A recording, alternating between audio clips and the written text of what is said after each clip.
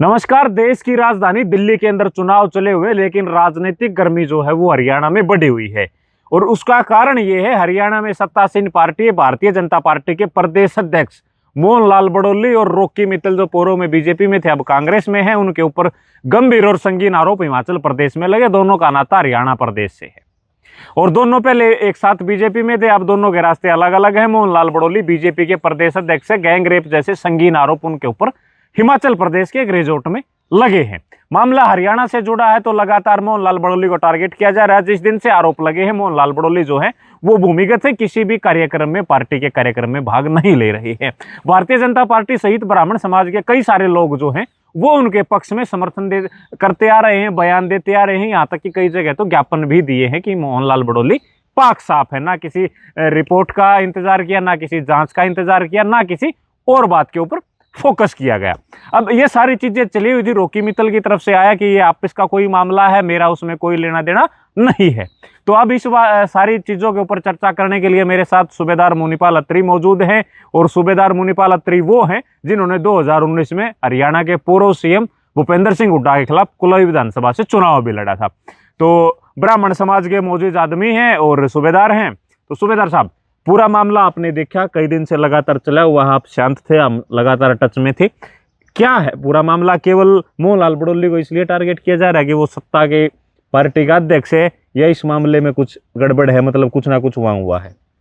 सबसे पहले तो मैं आपका धन्यवाद करता हूँ जो आपने एक साधारण आदमी से पूछने की जो है यहाँ पर आकर के मेरे से इस बारे में विचार ले रहे हो। ये जो मेरे विचार हैं ये मेरे पर्सनल विचार नहीं है, ये जो मेरे जितने नॉर्मल आदमी हैं उन सब के विचार हैं, मिलते जुलते विचार हैं। जो राजनीतिक आदमी हैं उनके विचार अलग हो सकते हैं, उनकी अपनी मनसाएं अलग हो सकती हैं, उनकी सोच अलग हो सकती है, उनको कोई खुदगर्जी हो सकती है। लेकिन जो नॉर्मल आदमी है, जो समाज की बात आप कह रहे हो, बात समाज की नहीं होती है, बात होती है न्याय और अन्याय की, किसी भी समाज का हो। इसमें कोई समाज अगर हम देख करके बात करें कि ये ब्राह्मण समाज का चेहरा है, ये अवश्य बात मैं कह सकता हूं कि ये राजनीतिक से प्रेरित तो है ही मामला।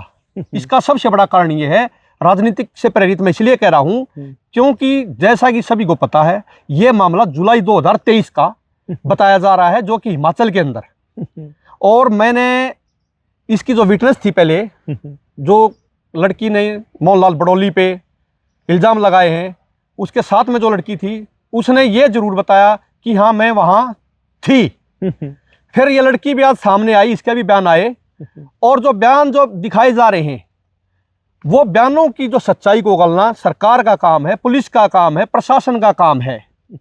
ये बातें जो हैं, मुझे एक चीज़ की बात जो है यहाँ पर थोड़ा सा कहते हुए, मेरे पर्सनल विचार से, जो ब्राह्मण समाज के आदमी इकट्ठा होकर के एक एक जगह सभाएं कर रहे हैं, कोई जो है किसी संस्था की सभा कर रहा है, कोई किसी मंच की सभा करके आप लोगों को इंटरव्यू दे रहा है, वो अपने गरीबान में अपने दिल पे हाथ रख करके एक बार अपने दिल पे हाथ रख के पूछें, अगर जा मोहन लाल बड़ौली की जगह और कोई ब्राह्मण, कोई भी ब्राह्मण जो बेकसूर, उनको पता होते हुए भी, क्या वो उनके साथ भी जाते हैं?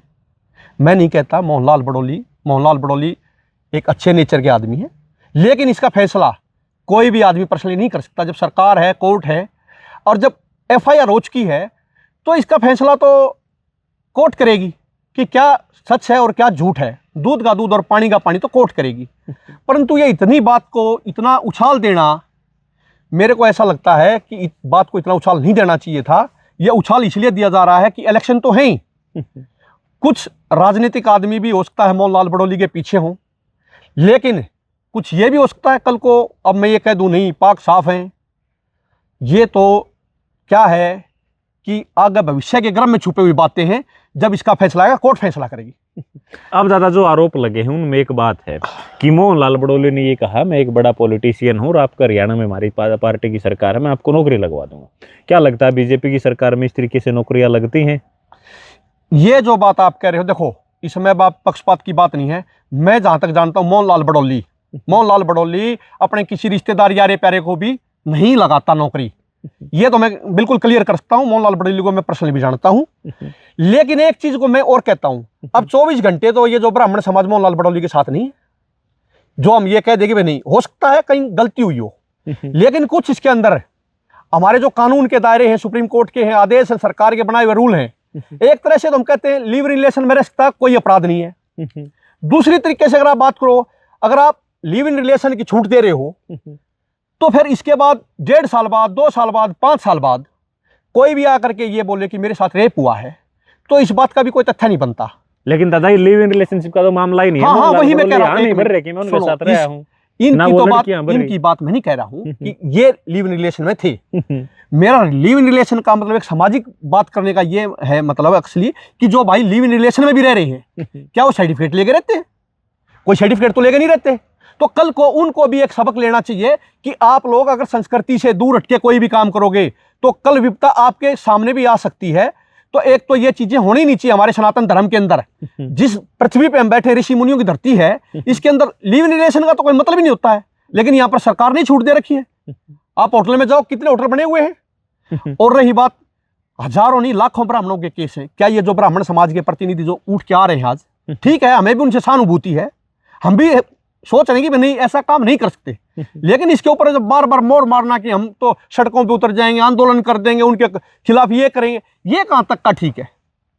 आप एक साधारण आदमी बन के सोच के देखो, क्या वो आज बीजेपी के अध्यक्ष नहीं होते तो आप लोग आज भी उनके पास खड़े होते?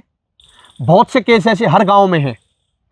दूसरी चीज, इस बात को आप ये लीजिए, 1.5 साल के बाद अगर जाए, कहीं ना कहीं कुछ ना कुछ हुआ है, राजनीतिक षड्यंत्र भी कह सकते हो आप इसको। लेकिन जनता, जितने भी मेरे जैसे जो बयान देने वाले हैं, उनको सोच समझ के बात करनी चाहिए।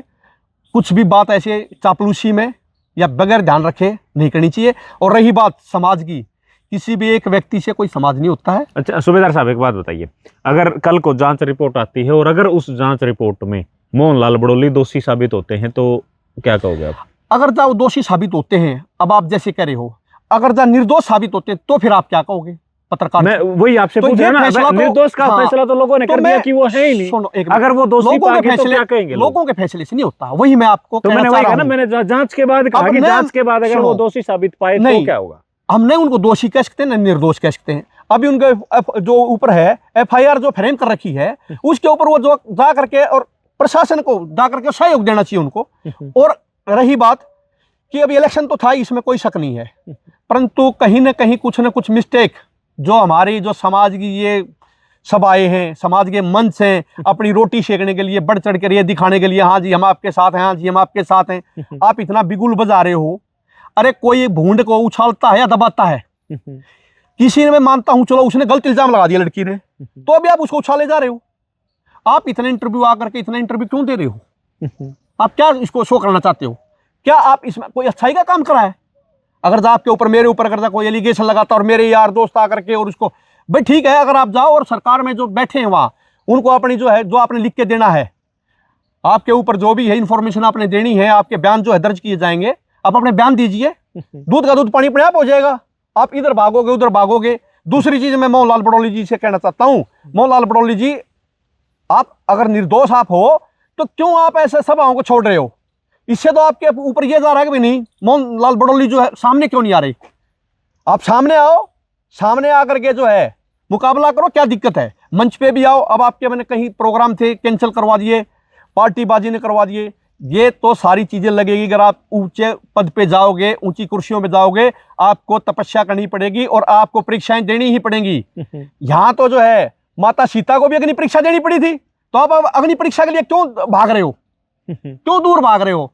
और ये जो इतने जो मेरे भाई हैं, मेरे ब्राह्मण समाज के, मैं मानता हूं उनकी भावनाएं जो है हाथ हो रही हैं, मैं भी ब्राह्मण समाज से हूं, पर ये नहीं है कि आप किसी के पीछे आपको बगैर सोचे समझे कोई भी भाषण दे दो। किसी एक व्यक्ति से पूरा समाज नहीं चलता है, किसी एक व्यक्ति से पूरा गांव नहीं चलता है, किसी एक व्यक्ति से पूरा धर्म नहीं चलता है। तो मेरा कहने का मतलब ये है कि ये ब्राह्मण समाज के लोग जितने हैं, ये और गांव में जो समस्याएं, लोगों की परेशानियां, किसी लड़की का केस चल रहा है, किसी लड़के का चल रहा है, उनके ऊपर भी चले जाओ भाई मेरे। मैं आप लोगों से हाथ जोड़ के प्रार्थना करता हूं, जो ये भी ये कह रहे हैं, अरे मोहनलाल बड़ौली का पाक साहब है तो अपने आप आ जाएगा फैसला। आप लोग क्यों अपना समय बर्बाद करके और इसको और उछाल दे रहे हो? आप लोग तो इसको ऐसे उछाल दे रहे हो कि हाँ भाई ये जो बात कहीं ना कहीं कुछ ना कुछ है। अगर आप बार बार ऐसे ही आकर के 20-20 आदमी सभा करोगे और 20-20 आदमी इकट्ठा करके इसी चर्चा पे बात करते रहोगे, तो इन बातों को चर्चा पे इस पे मिट्टी डाल करके मोहनलाल बड़ौली और जो केस है और इनकी जो सरकार है, जो इनकी बीजेपी सरकार है, अरे और काम कराओ ना। अब इस मामले को आज तकरीबन मेरे को लगता है 1 हफ्ते से ज्यादा हो गया है। लोगों की इतनी परेशानियां हैं, ये तो एक नॉर्मल सी बात है। किसी ने कितनी FIR पड़ी है रेपिस्टों की, आप यहां पर जाकर के देख लीजिए। हम रोहतक की बात करें तो आज अपने रोहतक के अंदर SP के जो रूम के अंदर एक आप देखना ध्यान से जाकर के एक बोर्ड लगा हुआ है, बोर्ड के ऊपर भी 6000 से ज्यादा पेंडिंग केस हैं। तो उन पेंडिंग केसों को भी देख लीजिए, इससे बड़े बड़े केस हैं, कहीं मर्डर के केस हैं, कहीं कुछ है, कहीं बलात्कार के। यहाँ पर आप लोग रोडों पे भी देखते हो। अब 5-7 दिन पहले तो मेरे सामने हुआ था, एक लड़की को नशे की हालत में डाल गए थे, 112 नंबर पे पुलिस आई। तो आप इनको इतना उछाल मत दो इन चीजों को कि बस भाई मोहनलाल बड़ौली एक कांड हो गया। अच्छा, हिमाचल में कांड हुआ 2023 में, तो आप उसको प्रशासन के ही उसमें रहने दो। और मैं फिर दोबारा गुजारिश करता हूं अपने समाज के और जितने भी और 36 बिरादरी के समाज के हर धर्म से कि आप लोग ही इनको ज्यादा तवज्जो देते हो और फिर आप लोग ही इनसे परेशान होते हो। तो आप इतना ही काम करो जितना आपके लिए हमारे लिए बना है। ठीक है, तो ये सूबेदार मुनीपाल अत्री हैं, इन्होंने अपनी बात रखी है, आपने सुनी है। पूरा मामला लगातार चर्चाओं के बीच में बना हुआ है। मोहनलाल बड़ौली जो हैं वो भूमिगत हैं, चुप हैं, किसी भी सार्वजनिक कार्यक्रम में जो है वो नहीं आ रहे हैं, ना ही वो मीडिया से बात कर रहे हैं। एक बात और मैं आपसे कहना चाहता हूं, मैं भी हूं, आप भी मीडिया वाले, 50 मीडिया वालों, 100 मीडिया वालों, 100 आदमियों का बयान ले लिया, इंटरव्यू ले लिया। क्या जिनका बयान आप लोगों ने लिया है, जिनसे आपकी वार्तालाप इंटरव्यू लिया है, क्या उसमें से कोई मोहनलाल बड़ौली के पास जाकर के मोहनलाल बड़ौली से पूछा है कि साहब ऐसा क्यों कर रही है लड़की, आपके पीछे क्यों पड़ेंगे? क्या मैंने पूछा है, या मैं क्या गया हूं, या मैंने उस लड़की से पूछा है जाकर के कि भाई क्यों इसके ऊपर इल्जाम लगा रही है? जब दोनों पार्टियों से किसी ने भी, मैं 99% कह सकता हूं, किसी ने भी न तो मोहनलाल बड़ौली से पूछने की हिम्मत है, न उस लड़की के पास जाने की हिम्मत है, फिर क्यों जज बन रहे हो? इसका फैसला तो तब होगा ना जब आमने सामने जो है बात होंगी, कहां पर किसकी क्या गलती है। तो इस बात को आपके माध्यम से मैं दर्शकों को कहना चाहता हूं, आप अपने बैठे बैठे अपनी रजाई में बैठ करके ये फैसले मत सुनाइए किसी के भी बारे में, लड़की के बारे में और नहीं बड़ौली साहब के बारे में। और रही बात राजनीति की, जो अध्यक्ष पद की बात है, वो देखना अध्यक्ष पद के ऊपर वाला काम है। वो बेवकूफ नहीं बैठे हुए हैं, वो बहुत बुद्धिजीवी हैं। ये जितने जो बयानबाजी चल रही है, इनसे उनका कोई मतलब नहीं होता है। उन्होंने करना अपने मन से करना है, क्या करना है क्या नहीं करना है।